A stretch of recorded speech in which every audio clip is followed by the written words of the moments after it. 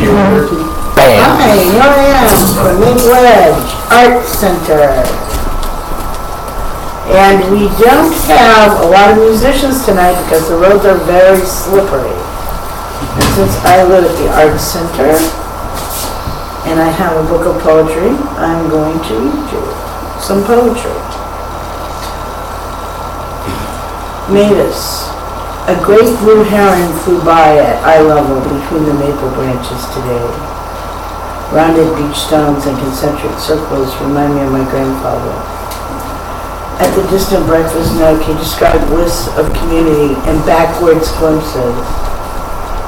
This early spring, from the crest of the hill, one river churns towards another. Rich mud sweetens the air. I glance forward, hopefully towards the movement of our ancestors. We could never find God in a church, he said. No sense in going when the light shines through everything. A great blue heron flies by at eye level beyond the maple branches. I'm reminded of my grandfather. I was sitting right here at the computer and I heard the flapping of the heron and it was right there. Just passing the treehouse deck.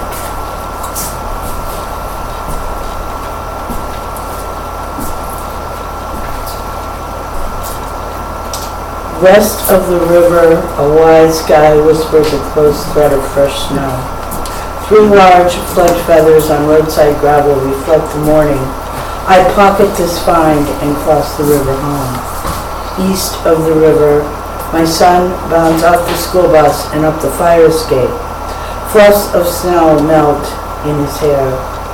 Radiant, he spreads his own feather foam.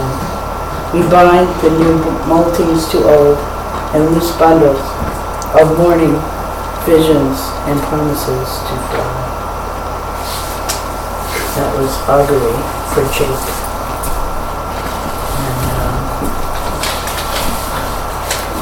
This is what Jake wrote after the last election, not the last election, the election 4 years ago.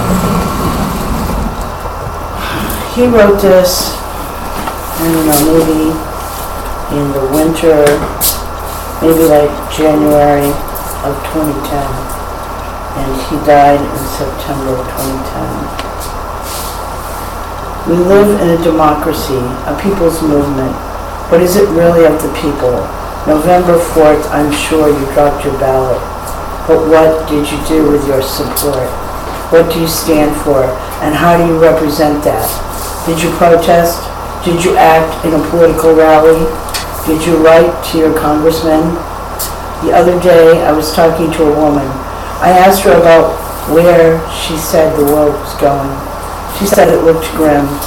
When I asked her what she was going to do about it, she said, well, we elected Obama, so I'm just going to wait and see how that works. We can't do that.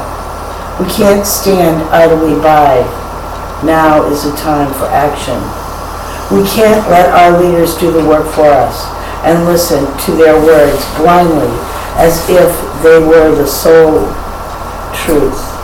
A dictator can move his people just as much as a president, which is why we need to make our own choices and not sit idly by while the men up top choose our lives.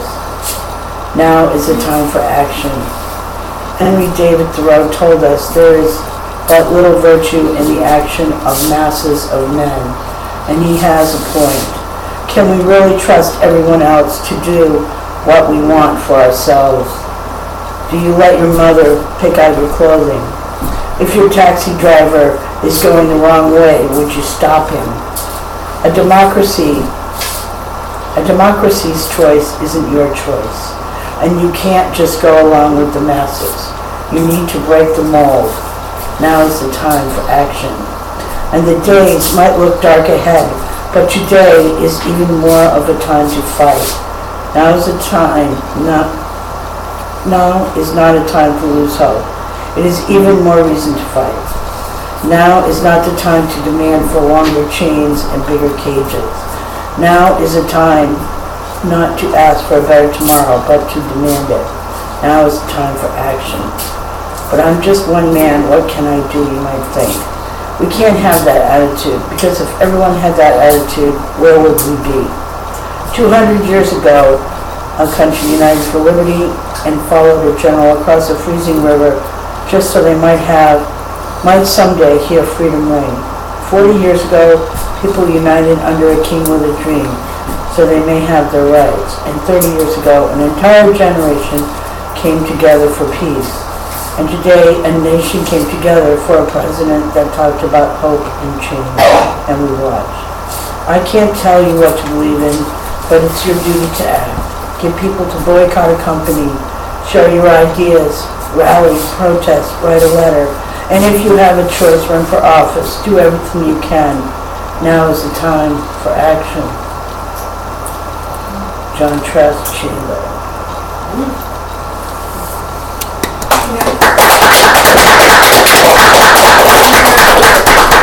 So what we're doing here is we're trying to turn this house into an art center. And to do that, we need to prove to the banksters that we have the money to go forward with this project. So we're looking for help, and unfortunately, we don't have a lot of people here tonight. This holiday, share everything. Now it's been